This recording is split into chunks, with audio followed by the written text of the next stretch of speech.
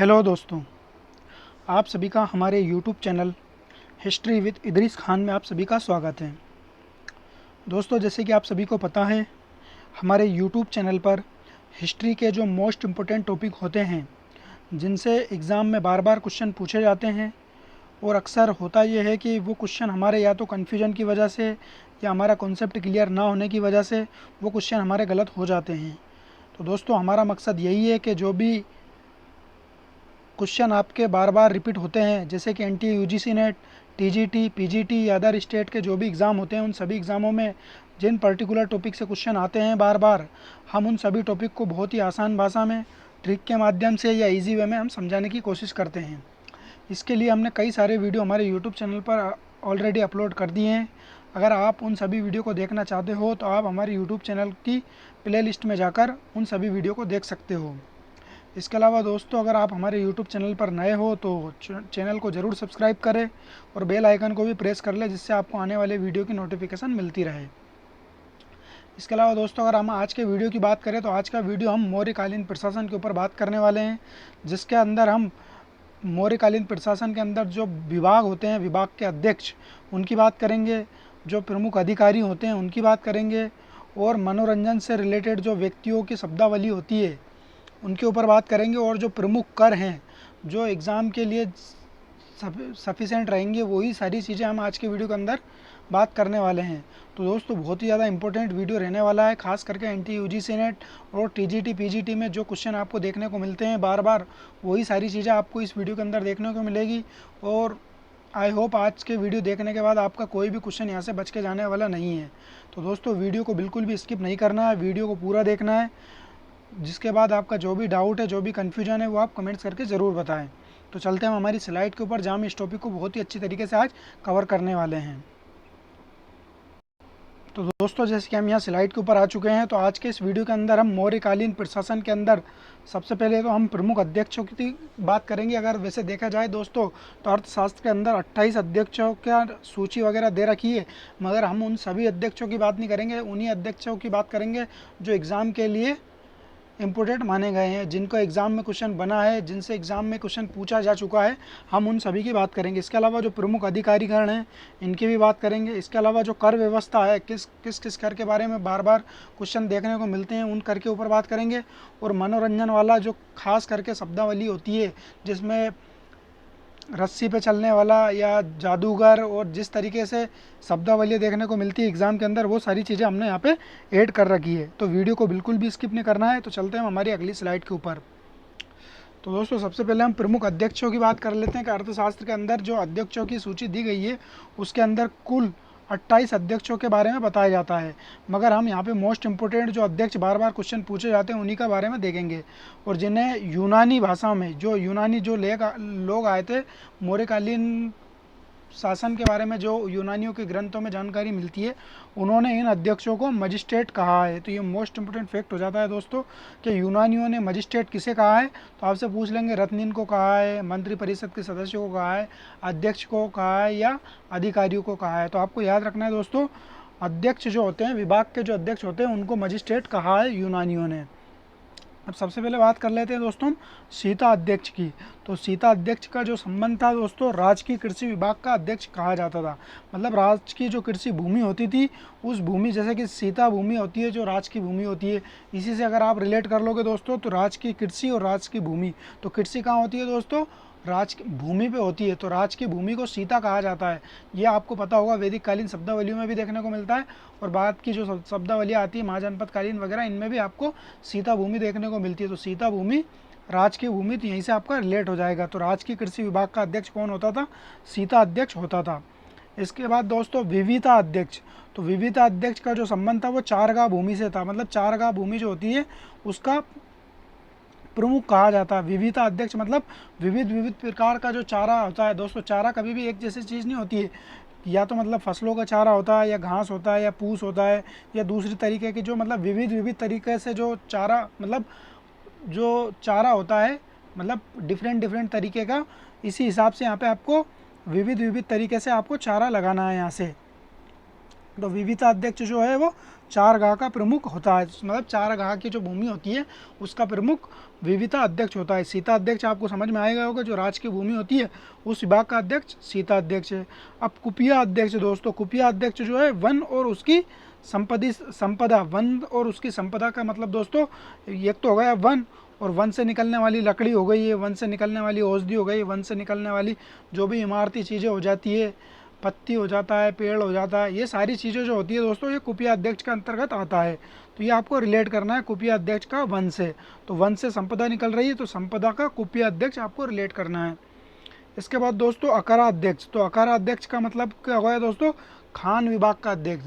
तो खान क्या होता है दोस्तों, खान विभाग मतलब जैसे कि कहीं पे ये ज़मीन है, ज़मीन के अंदर से कोयला निकल रहा है, लोहा निकल रहा है, या कोई सी भी चीज़ें जो निकल रही है बेशकीमती चीज़ें, उन चीज़ों का जो अध्यक्ष होगा वो अकारा अध्यक्ष कहलाएगा दोस्तों। तो अकारा अध्यक्ष का मतलब जो आकार करके और ज़मीन से निकाली जो चीज़ें जाएगी, मतलब आकार वाली ज़मीन से जो चीज़ें निकाली जाती है उसको अकारा अध्यक्ष कहा जाता है। इस तरीके से आपको रिलेट करना है।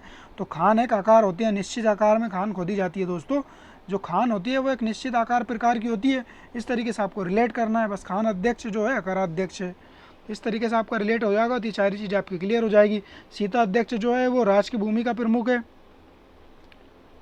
इसके बाद विविता अध्यक्ष जो है वो 4 गाह का प्रमुख है। कुपिया अध्यक्ष जो है दोस्तों वन विभाग और क्या बोलते हैं वन संपदा से रिलेटेड है। अकारा अध्यक्ष का आपको रिलेट करना ही है दोस्तों। खान जो होती है वो आकार प्रकार की होती है, तो इसलिए इसको अकारा अध्यक्ष कहा गया है। इसके बाद आगे चलते हैं दोस्तों, पोतवा अध्यक्ष की बात कर ले। तो ये पोतवा, यहाँ पे थोड़ी टाइपिंग मिस्टेक हुई है दोस्तों, ये पोतवा अध्यक्ष है। इस तरीके से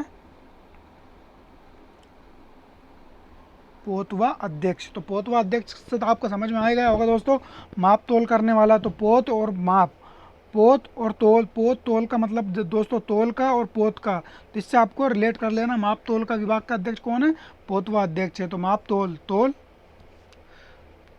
तोल से आपको रिलेट कर लेना है। माप तोल विभाग का अध्यक्ष कौन है, पोतवा अध्यक्ष है। तो इससे आपका क्लियर हो जाएगा। ये तो इजी, और ये कम से कम आपको दोस्तों एंटी यूजीसी नेट के अगर पीवाई को अगर आप निकाल के देखोगे तो कम से कम दोस्तों ये 10 बार से ज़्यादा ये क्वेश्चन पूछा जा चुका है। तो पोतवा अध्यक्ष वगैरह ये चीज़ें तो आपकी बेसिक है, इनको तो बार बार क्वेश्चन पूछे जाते हैं, तो ये आपको गलत करके नहीं आना है। तो पोतवा अध्यक्ष आपका माप तोल विभाग का अध्यक्ष माना जाएगा। इसके बाद दोस्तों लक्षणा अध्यक्ष, तो लक्षणा अध्यक्ष कौन है दोस्तों, जो छापे खाने होता है। छापे खाने का मतलब जहाँ पे छपाई वगैरह का कार्य होता था सिक्कों पे, जो जैसे कि सिक्का है, सिक्के के ऊपर जो छपाई होगी, किसी आकृति का अंकन होगा या कोई सी आकृति बनेगी यहाँ पे, तो वो छापे खाना होता है दोस्तों। तो यहाँ पे एक ठप्पा लगता था और जब ये छप जाता था तो लक्षणा अध्यक्ष छापे खाने का प्रमुख होता था दोस्तों। तो इस तरीके से आपको देख लेना है, ये छापे खाने का प्रमुख कौन है, लक्षणा अध्यक्ष। इसके बाद दोस्तों रूप दर्शक, जो सिक्कों का परीक्षण करने वाला। तो रूप दर्शक का मतलब क्या हुआ है दोस्तों, जो सिक्के का रूप होता है उसको देखना। तो रूप दर्शक का मतलब क्या हुआ है, सिक्के का जो रूप है उसको देखने वाला। देखने को क्या कहा जाता है दोस्तों, दर्शक। तो रूप देखेगा किसका, किसका रूप देखेगा, ये सिक्कों का देखेगा। तो सिक्कों के रूप को देखने के बाद ये परीक्षण करके बताएगा कि नकली है या असली है। तो इस हिसाब से दोस्तों ये परीक्षण करेगा। तो परीक्षण करने वाला जो परीक्षक होता है उसको रूप दर्शक कहा जाता है। तो इस तरीके से आपका ये क्लियर हो गया होगा। इसके बाद दोस्तों पणिया अध्यक्ष जो है ये वाणिज्य विभाग का अध्यक्ष होता है। तो पणिया अध्यक्ष दोस्तों, पणिया, ये पणिया है, और पणिया और बनिया इस तरीके से आपको रिलेट करना है दोस्तों।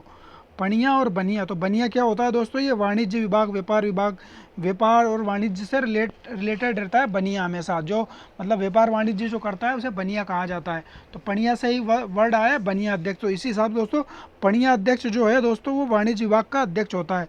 तो पणिया से वाणिज्य आपको रिलेट कर लेना है। इसके बाद दोस्तों यहाँ पे आ गया है संस्था अध्यक्ष, जो व्यापारिक मार्गों का प्रमुख होता है। तो दोस्तों इसको आप किस तरीके से रिलेट करना, इसका रिलेट करने का सबसे आसान तरीका ये है दोस्तों, जो भी कोई सी संस्था होती है, जैसे कि कोई सा यूनिवर्सिटी, कोई सी बड़ा बड़ा ऑफिस, या जो भी चीज़ें होती है वो हमेशा एक पर्टिकुलर मार्ग के ऊपर होती है। तो पर्टिकुलर मार्ग जो होता है वो बड़ा व्यापारिक मार्ग होता है, क्योंकि चौड़े चौड़े रोड होंगे, हाईवे होंगे, तो वो व्यापारिक मार्ग, ऑब्वियसली व्यापारिक मार्ग होंगे, जो बड़े रोड होते होंगे, मतलब वहाँ से बड़े बड़े बिजनेस का काम होते होंगे। तो वहीं पे बड़े बड़े ऑफिस होते हैं। तो बड़े बड़े ऑफिस जो होते हैं उनको क्या कहा जाता है दोस्तों, संस्था होती है। वो बड़ी बड़ी संस्था होती है। तो उन संस्थाओं को संस्था अध्यक्ष भी बैठेगा। जब संस्था होगी तो वहाँ पे अध्यक्ष बैठेगा।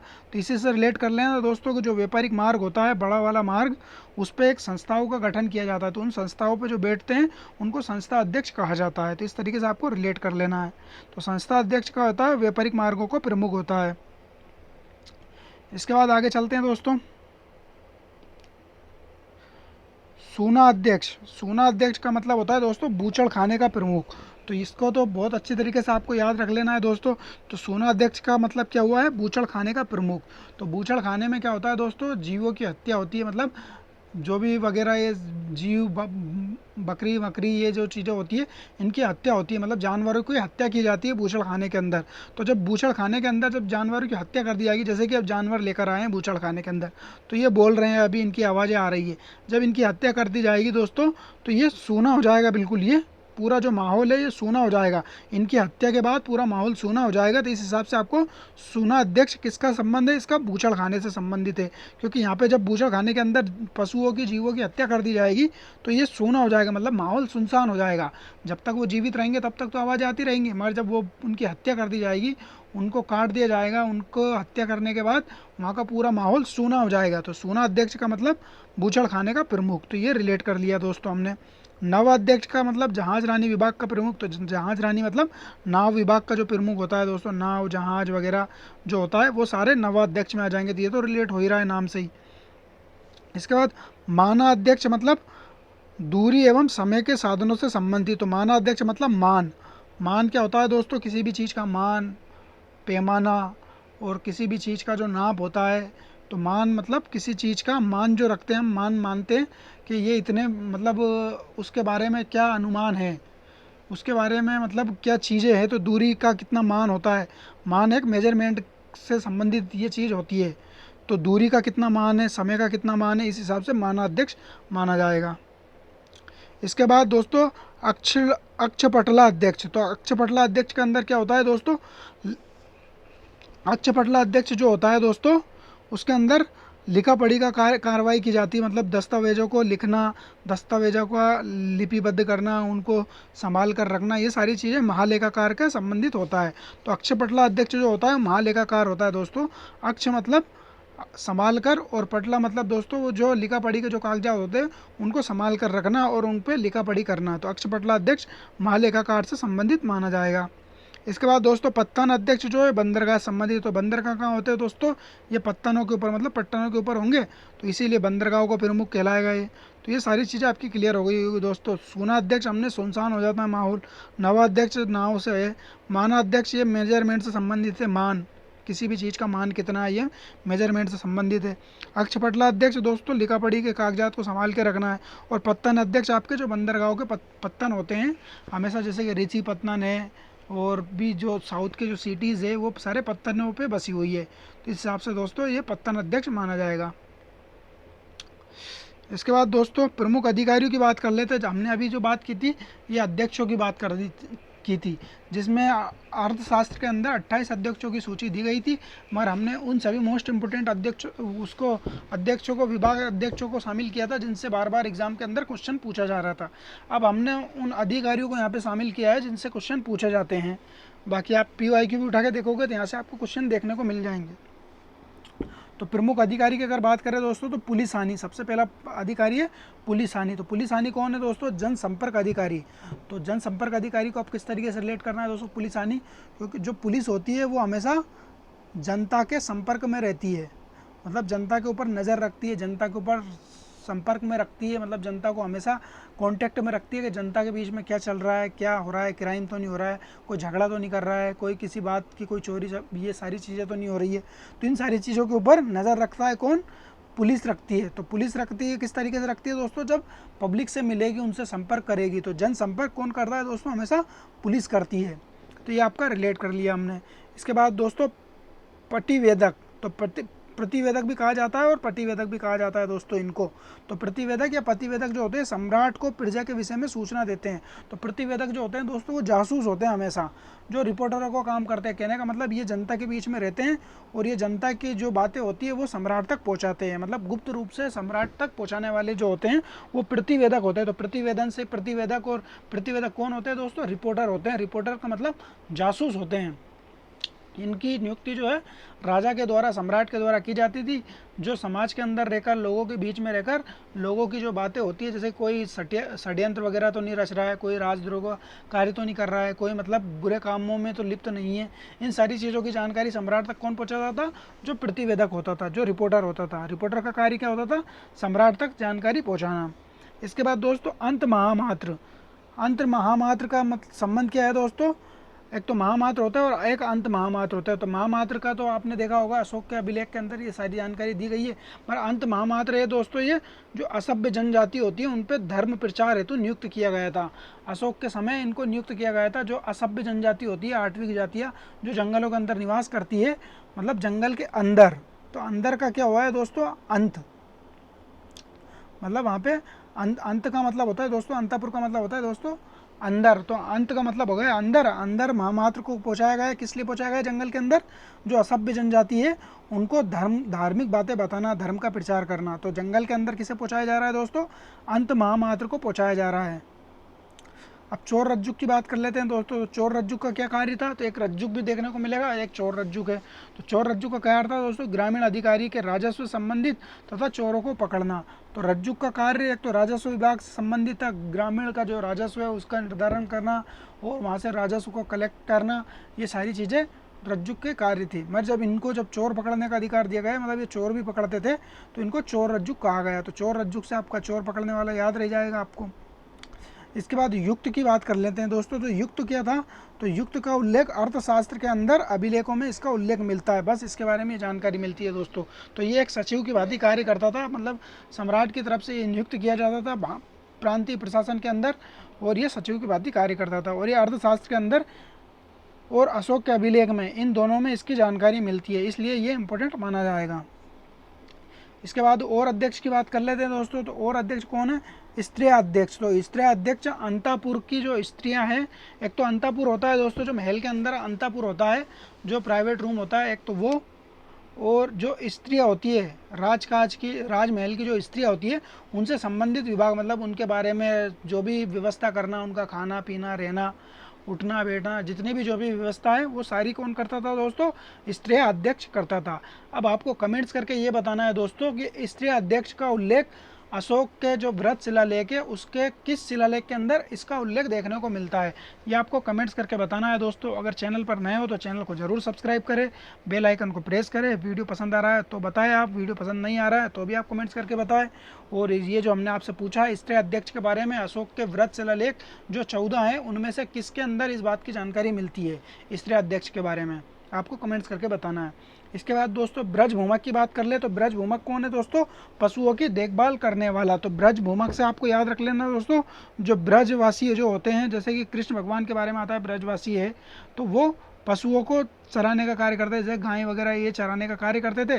तो ब्रज भूमक से संबंधित आपका पशुओं का देखभाल करने वाला आप रिलेट कर लेना। इससे कृष्ण भगवान से आप रिलेट करोगे तो, क्योंकि वो भी पशुओं की देखभाल करते थे, गाय वगैरह के ग्वाले, मतलब ग्वाल वाला कार्य करते थे, पशुओं को चराते थे, तो उनको ब्रजवासी माना जाता है। तो ब्रजवासी मतलब जो ब्रज वाला जो इलाका है वहाँ पे ये सारी चीज़ें होती थी, तो इस हिसाब से ब्रज भूमक को वहाँ से रिलेट कर लेना। इसके बाद रज्जुक की बात कर लेते हैं दोस्तों। तो रज्जुक जो था ये भू राजस्व से तो जुड़ा ही था, मगर अशोक के शासनकाल के 26वें वर्ष इसको न्यायिक अधिकार भी प्रदान कर दिए गए, मतलब अब ये न्याय भी किया करता था। तो कब किया गया दोस्तों इसको? 26वें वर्ष। तो अशोक के राज्य अभिषेक के 26वें वर्ष इसको न्यायिक अधिकार प्रदान किए गए, और ये भू राजस्व से जुड़ा हुआ था।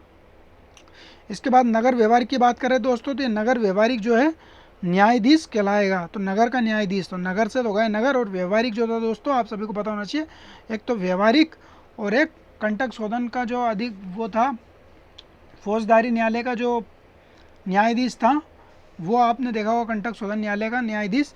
तो एक तो व्यवहारिक न्यायालय था और एक कंटक शोधन न्यायालय था। तो आपको याद रखना है दोस्तों कि जो दीवानी केस थे वो व्यवहारिक न्यायालय में थे, और जो क्रिमिनल वाले केस थे वो कंटक शोधन न्यायालय में थे। तो व्यवहारिक का मतलब होगा दोस्तों न्यायाधीश, और नगर का होगा न्यायाधीश। नगर का मतलब नगर, तो नगर का नगर, और व्यवहारिक का मतलब होगा न्यायाधीश। तो ये तो आपको याद रह जाएगा। इसके बाद दोस्तों एग्रोनोमोई और एस्ट्रोनोमोई, ये वेरी वेरी मोस्ट इंपॉर्टेंट है दोस्तों, और कई सारे एग्जाम के अंदर ये क्वेश्चन पूछा गया है। और दोस्तों इसके अंदर बहुत ही ज़्यादा कन्फ्यूजन रहता है, मगर आज के बाद आपका कोई भी कन्फ्यूजन यहाँ पे बचने वाला नहीं है। अगर आज आपने ये चीज़ें देख ली है तो आज के बाद आपका ये क्वेश्चन कभी गलत नहीं होगा। एक तो एग्रोनोमोई और एक एस्ट्रोनोमोई, तो दोस्तों क्वेश्चन उठा के पूछ लिया जाता है कि सड़क निर्माण का अधिकारी कौन है, तो ऑप्शन 2 ही दे देंगे, एग्रोनोमोई भी एस्ट्रोनोमोई भी। नगर का अधिकारी कौन था, एग्रोनोमी था कि एस्ट्रोनोमी था, इस तरीके से क्वेश्चन दे दिया जाएगा। तो आज के बाद आपका कोई भी क्वेश्चन आपके यहाँ से गलत नहीं होगा। तो किस तरीके से आपको रिलेट करना है दोस्तों, एग्रोनोमी जो था ये सड़क निर्माण का प्रमुख अधिकारी था, तो ये तो आपको याद रह जाएगा। मगर आपको अगर इन दोनों में से किसी एक का अगर आपसे पता होगा, जैसे एग्रोनोमी का पता चल गया या एस्ट्रोनोमी का पता चल गया, तो आपका क्वेश्चन कभी गलत नहीं होगा। और एग्ज़ाम में हर बार क्वेश्चन जब पूछा जाता है तो ये दोनों ऑप्शन को डाला जाता है ताकि आप कन्फ्यूज हो। मगर जब आपको एस्ट्रोनोमी के बारे में पता चल जाएगा तो आपका एग्रोनोमी कभी गलत नहीं होगा, और जब आपको एस्ट्रोनोमी का पता चल जाएगा तो एग्रोनोमी का फिर भी कुछ मतलब एग्रोनोमी का पता चल गया तो एस्ट्रोनोमी का गलत नहीं होगा। तो आपको एस्ट्रोनोमी का याद रखना है दोस्तों। तो एस्ट्रोनोमी जो था ये नगर का प्रमुख अधिकारी था। तो एस्ट्रोनोमी का आपका कैसे रखना है दोस्तों, एस्ट्रो का मतलब होगा ये एस्टो, और यहाँ पे ये नगर को क्या कहा जाता है दोस्तों, सिटी। तो इसमें भी एस टी आ रहा है और इसमें भी एस टी आ रहा है, तो एस्टो से मतलब सिटी, एस्टो मतलब सिटी का प्रमुख है ये दोस्तों, एस टी मतलब सिटी का प्रमुख माना जाएगा एस्ट्रोनोमई। और एग्रोनोमोई जो है सड़क निर्माण का प्रमुख अधिकारी है। तो एस टी से आपको सिटी याद रखना है दोस्तों। सिटी का जो प्रमुख होता है, सिटी को क्या कहा जाता है दोस्तों, नगर कहा जाता है। तो नगर का जो प्रमुख है वो एस्ट्रोनोमोई है, और सड़क निर्माण और जिला अधिकारी जो है वो एग्रोनोमोई है। तो इसको जिला अधिकारी भी कहा जाता है कई बार दोस्तों, सड़क निर्माण का प्रमुख अधिकारी है, इसको जिला अधिकारी के नाम से भी क्वेश्चन पूछ लिया जाता है। तो आपको कंफ्यूज नहीं होना, एग्रोनोमोई से ही जिला अधिकारी है, और एस्ट्रोनोमोई है जो सिटी का अधिकारी है। तो सिटी को क्या कहा जाता है दोस्तों, नगर कहा जाता है, इसलिए नगर का प्रमुख अधिकारी एस्ट्रोनोमोई हो गया है। तो ये सारी चीज़ें आपकी क्लियर हो गई होगी दोस्तों। इसके बाद हम मौर्यकालीन प्रमुख करों के ऊपर बात कर लेते हैं दोस्तों। मौर्यकालीन प्रमुख कर कौन कौन से थे ये देख लेते हैं हम एग्ज़ाम के पॉइंट ऑफ व्यू से, कि कौन से क्वेश्चन मतलब कौन से जो है नगर के बारे में क्वेश्चन बार बार पूछा जाता है। तो सबसे पहले बात कर लेते हैं दोस्तों पेड़ने कर। तो पेड़ने जो था दोस्तों ये आपातकालीन कर था। तो अब इसको याद किस तरीके से रखना है दोस्तों, तो आपातकालीन कर से क्या है दोस्तों कि इसको कब लिया जाता था, जब आपातकाल लगता था। आपातकाल क्या मतलब, कोई सूखा लग गया, कहीं बाढ़ आ गई है, या मतलब किसी भी तरीका का जो आपातकाल होता था तब ये कर लिया जाता था। तो आपातकाल के अंदर दोस्तों लोगों के प्राण निकल जाते थे, जैसे कि लोगों की मृत्यु होती थी, भूखे मर रहे हैं तो लोग मर रहे हैं, तो मरने के साथ क्या होता है दोस्तों, उनके प्राण निकल जाते थे। तो जब भी प्राण निकलते थे उसको आपातकाल कहा जाता है। तो इसलिए प्राण ना निकले लोगों के, इसलिए आपातकालीन कर लिया जाता था, ताकि ये कर से लोगों के प्राण को बचाया जा सके। तो प्रणय कर से संबंध हो गया दोस्तों आपका आपातकालीन कर। तो प्राण बचाने के लिए लिया जाने वाला आपातकालीन कर माना जाएगा। इसके बाद दोस्तों हिरण्य कर जो था ये नगद कर था। तो ये आपको इसी तरीके से याद रखना पड़ेगा दोस्तों। इसके बारे में तो आपको बस फैक्ट के तौर पे आपको याद रख लेना, हिरण्य कर जो होता है दोस्तों ये नगद कर है। इसके बाद विष्टि जो है बेगार है। तो बेगार के बारे में तो आप सभी को पता ही होना चाहिए। बेगार क्या है दोस्तों, राजा की तरफ से या प्रशासन की तरफ से फ्री में जो कार्य करवाया जाता था, जैसे कि लोग यहाँ पे जो प्रजा रह रही है इस प्रजा के ऊपर अनिवार्य सेवा लागू की जाती थी। अनिवार्य सेवा किस तरीके से लागू की जाती है दोस्तों, कि आपको महीने में 1 दिन या महीने में 2 दिन आपको राजा के लिए या प्रशासन के लिए या साम्राज्य के लिए आपको कार्य करना पड़ेगा, और उस कार्य करने के बदले में आपको कोई मजदूरी नहीं मिलेगी, वो एक राजकीय सेवा के रूप में माना जाएगा। तो प्रजा से ये कार्य करवाया जाता था फ्री में, तो उसको विष्टि कहा जाता था। तो विष्टि के रूप में, बेगार के रूप में यहाँ पे काम करवाया जाता है। अब इसके बाद हम तारदे की बात कर लें दोस्तों। तो तारदे पुल पार करने पर लगने वाला कर। तो तारदे को क्या कहा जाता था दोस्तों, तारदे नामक कर किससे लिया जाता था, जो पुल पार करता था उससे ये कर लिया जाता था दोस्तों। तो कौन सा करता था, तार कर, तार और दे, तार दे। और क्या कर रहे हैं दोस्तों, हम पार कर रहे हैं। तो तार पार, तो आपको तार और पार आपको याद रखना है दोस्तों। यहाँ पे तार दे और पार, तो पार क्या कर रहे हैं दोस्तों, पुल पार कर रहे हैं, तो पार करने के लिए तार दे कर देना पड़ेगा दोस्तों। तो तार दे और पार दे, तो इस तरीके से आपको रिलेट करना है दोस्तों। तो पार और तार। इसके बाद आगे बात कर लें दोस्तों परहीनक जो नाम का जो कर लिया जाता था दोस्तों, ये चराई कर था। तो चराई कर जो मवेशियों द्वारा चराई की जाती थी, जो ब्रज भूमक वाली जो भूमि थी उस पर जो चराई की जाती थी उससे कर लिया जाता था दोस्तों। तो कौन सा था वो? परहीनक कर था। तो ये आपको फैक्ट के तौर पे याद रखना होगा। इसके बाद दोस्तों मुशिक कर की बात कर लेते हैं। तो मुशिक कर क्या होता है दोस्तों? प्लेग फैलने पर लगने वाला कर। तो मुशिक का मतलब दोस्तों प्रतिबंध, मतलब किसी, मतलब यहाँ पे ग्रामीण इलाके में जो पशु होते हैं उनको मुशिक लगाया जाता है, उनके मुंह पर मुशिक लगाया जाता है ताकि वो चरे नहीं, वो मतलब चारा नहीं चरे, खाए नहीं पिए नहीं, इस तरीके के उनके ऊपर मुंह को कवर कर दिया जाता है, जिससे मास्क होता है उस तरीके का दोस्तों यहाँ पे उनका मुंह पे मुशिक लगाया जाता था। तो जब प्लेग फैलती थी तो प्लेग फैलने के टाइम पे लोगों के मुंह पे मुशिक लगाया जाता था। तो मुशिक क्या हो गया दोस्तों? मास्क हो गया। तो मास्क लगाने वाला कर जो होता है वो प्लेग फैलने के टाइम पे, मतलब लोगों का जो संक्रमण फैल रहा है उससे बचने के लिए मुशिक नामक कर लगाया जाता था। तो मुशिक क्या हुआ है दोस्तों? मुंह पे लगाने वाला जो मुशिक होता है उससे आपको रिलेट कर लेना है। इसके बाद दोस्तों उदय एक भाग की बात कर लें। तो उदय एक भाग तो कई सारे एग्जाम के अंदर ये क्वेश्चन पूछा जा चुका है, तो ये मोस्ट इंपोर्टेंट है दोस्तों। उदय एक भाग जो है कौन सा है? राज्य द्वारा लिया जाने वाला सिंचाई कर। तो सिंचाई कर किस तरीके से दोस्तों? क्योंकि राजा की तरफ से नहर बनवा दी, राजा की तरफ से तालाब बनवा दिया, राजा की तरफ से कोई झील बनवा दी, तो इस तरीके की जब राजा के द्वारा ये सिंचाई की व्यवस्था करवाई जाती थी तो उसे उदय भाग के रूप में राजा द्वारा लिया जाता था, और ये 1/10 लिया जाता था दोस्तों। कुल उपज का जो 10वां भाग होता था उस तरीके से ये लिया जाता था। निष्क्रम्य नामक जो कर लिया जाता था दोस्तों, जो वस्तुओं निर्यात की जाती थी। निर्यात का मतलब दोस्तों एक देश से दूसरे देश पहुंचाई जाती थी, एक प्रांत से दूसरे प्रांत जो पहुंचाई जाती थी उसके ऊपर जो कर लगाया जाता था उसको निष्क्रम्य कहा जाता था। तो निष्क्रम्य से निर्यात आपको याद रह जाएगा। नी, इसमें भी नी है और इसमें भी नी है, तो नी से नी आपको याद रख लेना है। इसके बाद दोस्तों सेतु नामक जो कर लिया जाता था, ये फल फूल एवं तरकारी पर लगने वाला कर था। तो इसको जो फल फूल और तरकारी नामक कर किससे लिया जाता था दोस्तों? सेतु नामक कर लगता था इनके ऊपर। तो दोस्तों इसको किस तरीके से रिलेट करना है? तो एक स्थान पर ये इसकी खेती हो रही है और दूसरे स्थान पर ये है। अब ये फल है, फूल है, तरकारी वाली जो चीज़ें हैं, अब ये तो ग्रामीण में है और ये शहर है, तो ये शहर में ज़्यादा बिकेंगी। मतलब ये ग्रामीण में ये सारी चीज़ों की ज़्यादा डिमांड नहीं होती है, फल फूल की, तरकारी वगैरह इनकी डिमांड ग्रामीण इलाकों में नहीं होती है, मगर ये शहरी इलाकों में होती है। तो अब ये जब शहरी इलाकों में लेकर जाओगे तो ये बीच में पुल पार करना पड़ेगा, तो सेतु पार करना पड़ेगा, और सेतु पार करने पर आपको सेतु नामक कर दिया जाएगा। तो किससे दिया जाएगा? फल फूल और तरकारी पर। तो इस तरीके से आपको रिलेट करना है। बाकी मतलब ये कर का नाम सेतु है, आपको बस इस तरीके से रिलेट कर लेना है दोस्तों। ऐसा मत सोचना कि हमने ऐसा बता दिया आपको कि पुल पार करने पर आपसे कर लिया जा रहा है, तो ऐसा नहीं है दोस्तों। वहाँ पे पुल पार करने पर जो कर लिया जा रहा है वो तारदेय नामक कर है। बाकी सेतु जो है फल फूल तरकारी पर लिया जाता है। चोर रज्जू जो है वो चौकीदार और पुलिस का है दोस्तों। तो चोर रज्जू का तो आपको समझ में आ गया होगा, चौकीदार है, मतलब चोर से जो रक्षा करेगा वो चौकीदार है, और रज्जू मतलब पुलिस कर लिया जा रहा है यहाँ से चोर रज्जू के रूप में।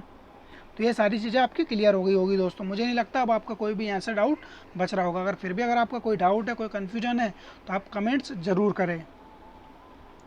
इसके बाद हम बात कर लें दोस्तों, मोस्ट इम्पोर्टेंट फैक्ट है ये, और यहाँ से कई सारे क्वेश्चन बनते हैं और अक्सर यहाँ से कन्फ्यूजन होता है, मगर आज के बाद जिस तरीके से हम आपको समझाने की कोशिश करेंगे, मुझे नहीं लगता आज के बाद आपका यहाँ से कोई भी कन्फ्यूजन होने वाला है। तो सबसे पहले बात कर लेते हैं दोस्तों, एक बार सारी चीज़ें पढ़ लेते हैं। वाघ जीवन कौन है? तो विभिन्न प्रकार की बोलियाँ निकालने वाला। सौभिक कौन है? मदारी है। कुहक कौन है? जादूगर है। कुशीलव कौन है? तमाशा दिखाने वाला है। प्लवक कौन है दोस्तों? जो रस्सी पर नाचते हैं। और रंगोपजीवी और रंगोपजीवनी कौन है दोस्तों? रंगमंच पर महिला एवं पुरुष नाटक दिखाने वाले, मतलब हीरो हीरोइन। और अदिति कौशिक कौन है? देवता यानी कि सर्प आदि का चित्र दिखाकर अपना मनोरंजन करवाने वाले। तो ये सारी चीज़ें हमने पढ़ ली है। अब इसको याद किस तरीके से रखना है दोस्तों, ये मोस्ट इंपॉर्टेंट है। तो सबसे पहले बात कर लेते हैं दोस्तों, वाघ जीवन। तो वाघ जीवन का मतलब क्या हो गया? विभिन्न प्रकार की बोलियां निकालने वाला। अब आपको याद किस तरीके से रखना है दोस्तों? आपको याद रखना है वाघ से याद रखना है। तो वाघ का मतलब क्या होता है दोस्तों? बोलना, बात करना, या जो भी है हमको संप्रेषण करना, ये सारी चीज़ें आपको वाघ के अंतर्गत आती है दोस्तों। तो वाघ से आपको बोलने वाला मतलब बोलियां निकालने वाला। तो वाघ कौन करेगा दोस्तों? जो बोलियां निकालेगा। मतलब बोलियां निकालने के आपको बोलना तो पड़ेगा, बिना बोले आप, ऐसा तो नहीं है कि बिना मुंह हिलाए बिना बोले आप बोलियां निकाल दोगे, ऐसा नहीं है दोस्तों। बोलियां निकालने के लिए आपको वाक करना पड़ेगा, मतलब बात करना पड़ेगी या भाषण देना पड़ेगी, जो भी चीज़ें आप करना है वो करना पड़ेगा, तभी आपके लिए वाघ जीवन उसे कहा जाएगा। तो वाक से आपका बोलिया निकालने वाला हो गया। अब बात कर लेते हैं दोस्तों दूसरे सौभिक की। तो सौभिक में आपको याद किस तरीके से रखना है दोस्तों, सौभिक का मतलब क्या हो गया, मदारी। तो मदारी जो होता है दोस्तों, मदारी की आपने अगर कभी गेटअप देखी होगी दोस्तों, तो ये भिखारी की तरह होता है हमेशा, मतलब भिखारी की तरह इसकी पर्सनालिटी होती है, इसके कपड़े वपड़े, इसकी जो गेटअप होता है, इसका जो लाइफ स्टाइल होता है पूरा। और ये जहाँ पे तमाशा वगैरह कुछ दिखाता है तो भिखारी की तरह भीख मांगता है पूरे सर्कल में, मतलब ये बीच में अपना तमाशा दिखाएगा मदारी, और यहाँ पे आसपास पब्लिक रहेगी तो पब्लिक के पास जाकर ये भीख मांगेगा, मतलब भीख की तरह ये पैसे मांगता है घूम फिर कर। तो इस हिसाब से आपको याद रखना है दोस्तों, मदारी भिखारी की तरह होता है और भीख आपको याद रखना है। तो सो भीख, भीख और भिखारी इस तरीके से आपको रिलेट करना है दोस्तों। तो भीख से सो भीख जो आ रहा है लास्ट में भीख, तो मदारी जो है भिखारी की तरह होता है, बस इस तरीके से आपको याद रखना है। कुहक क्या है दोस्तों, कुहक जादूगर है। तो जादूगर जो होता है वो कुहक कुहक करता रहता है, इस हिसाब से आपको याद रखना है दोस्तों। ये कुहक करके मतलब हक, जादूगर जो होता है मतलब जो जादूगर जादू वादू दिखाते रहते हैं दोस्तों, हक बक इस तरीके की बड़ी बड़ी तेज तेज आवाज़ों में ये बोलते रहते हैं। तो कुहक छू मंतर इस तरीके से दोस्तों वो बोलते हैं। तो कुहक से आपको जादू दिखाने वाला याद आ जाएगा, कुहक इस तरीके से बोलते हैं ना तेज आवाज़ में, तब आपको जादूगर याद रह जाएगा। इसके बाद दोस्तों कुशीलव की बात कर लेते हैं। कुशीलव कौन होता है, तमाशा दिखाने वाला। तो आपको किस तरीके से याद रखना है दोस्तों, तमाशा कौन दिखाता है हमेशा दोस्तों, जो प्रेमी होते हैं, लव करने वाले, मतलब प्रेमी और जो लव होता है, लव करने वाला जो होता है वो उसको बोला जाता है कि क्या तमाशा दिखा रहा है। मतलब जो कहीं पे भी कुछ भी मतलब लव करता है या जो प्रेमी होता है, तो प्रेमी कहीं पे मतलब खुले में अगर कई मतलब प्रेमी लोग जा रहे हैं तो उनको देख के लोग क्या बोलते हैं, तमाशा दिखा रहे हो आप, तमाशा मत दिखाओ, इस तरीके की चीज़ें बोलते हैं। तो कुछ लव से आपको याद रखना है तमाशा दिखाने वाला। तो जो प्रेमी होते हैं वो तमाशा दिखाते हैं, मतलब तमाशा करने की हरकतें करते हैं, इसलिए इनको लव से आपको याद रखना है तमाशा दिखाने वाले। तो जो लव होते हैं, लवर होते हैं या प्रेमी होते हैं, वो तमाशा दिखाते हैं, इस तरीके से आपको याद रखना है। अब प्लावक का मतलब हो गया रस्सी पर नाचने वाला दोस्तों। तो प्लावक का क्या होता है दोस्तों, पिलावक का मतलब दोस्तों प्ले करना। तो प्ले रस्सी पे नाच के प्ले करते हैं दोस्तों। तो नाचना क्या होगा दोस्तों, रस्सी पे नाच के प्ले कर रहे हैं, प्ले करने को क्या कहा जाएगा दोस्तों, प्लावक। और प्लावक से रस्सी पे नाच रहे हैं, तो नाचना क्या होगा इनका, प्ले करना। तो रस्सी पे जो प्ले करेंगे वो कैसे करेंगे, प्ले करेंगे रस्सी पे नाच के। तो प्लावक से प्ले कर रहे हैं दोस्तों, किस पे कर रहे हैं, रस्सी पे कर रहे हैं, इस तरीके से आपको याद रखना है। और रंगोपजीवी और रंगोपजीवनी का तो आपको समझ में आ ही गया है दोस्तों। रंगोपजीवी जो है नायक है पुरुष, और रंगोपजीवनी जो है महिला कलाकार है, ये नाटक में कार्य करते हैं। अब अदिति कौशिक की अगर बात कर ले दोस्तों, तो अदिति जो है एक देवता का नाम है, आपको पता होगा, सूर्य से संबंधित जो देवता है अदिति। तो ये देवता और सर्प को चित्र दिखाकर, मतलब अदिति मतलब देवताओं को चित्र दिखाकर जो अपनी आजीविका चलाता है और मनोरंजन करवाता है, उसे अदिति कौशिक कहा जाता है। तो ये सारी चीज़ें आपकी क्लियर हो गई होगी दोस्तों। फिर भी अगर आपका कोई डाउट बच रहा है, कोई कन्फ्यूजन है, कोई सी चीज़ आपको पसंद या समझ में नहीं आई है, तो आप कमेंट्स करके ज़रूर बताएं। तो दोस्तों आज का वीडियो हम यहीं समाप्त करते हैं। अगर आपको पसंद आया तो वीडियो ज़रूर लाइक करें, वीडियो कमेंट्स करके ज़रूर बताएं। वीडियो पसंद नहीं आया तो भी आप कमेंट्स करके बताएं। इसके अलावा दोस्तों चैनल पर नए हो तो चैनल को ज़रूर सब्सक्राइब कर लें, और हिस्ट्री से रिलेटेड मोस्ट इंपॉर्टेंट वीडियो आपके लिए कंटिन्यू अवेलेबल एग्ज़ाम तक करवाते रहेंगे। और वीडियो आपके लिए कितने ज़्यादा इम्पोर्टेंट है, ये आप हमारे जो पुराने वीडियो डले हुए हैं जिनसे लोगों को फ़ायदा मिला है आपको पता होगा। तो दोस्तों वीडियो को यहीं समाप्त करते हैं। थैंक यू, धन्यवाद।